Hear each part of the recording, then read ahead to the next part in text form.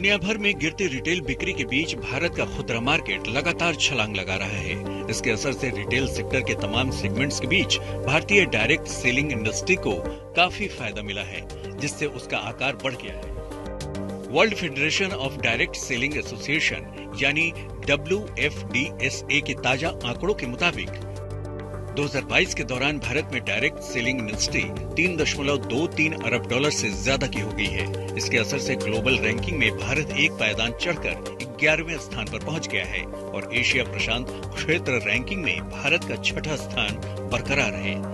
Top 5 देशों में Korea, चीन, जापान, मलेशिया और ताइवान है। अगर बीते 4 साल के दौरान वर्ल्ड डायरेक्ट सेलिंग इंडस्ट्री के प्रदर्शन पर नजर डालें, तो ग्लोबल रिटेल सेल 2022 के दौरान 172.8 अरब डॉलर, 2021 में 175.5 अरब डॉलर, 2020 में 172.14 अरब डॉलर और 2019 में डायरेक्ट सेलिंग इंडस्ट्री की ग्लोबल रिटेल सेल 168.17 अरब डॉलर थी।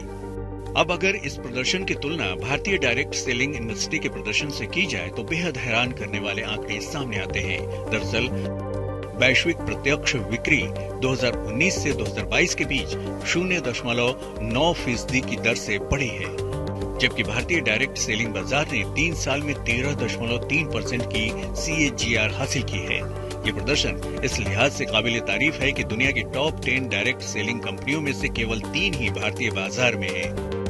भारतीय डायरेक्ट सेलिंग मार्केट ने 2022 में 5.4% से ज्यादा की सालाना ग्रोथ हासिल की है, जिसे परिस्थितियों के लिहाज से बेहतर बताया जा रहा है। इस दौरान अमेरिका की डायरेक्ट सेलिंग इंडस्ट्री की ग्रोथ 5% घटी है, लेकिन इसके बावजूद 40.52 अरब डॉलर के कुल कारोबार के साथ इस सेक्टर में ये नंबर 1 है।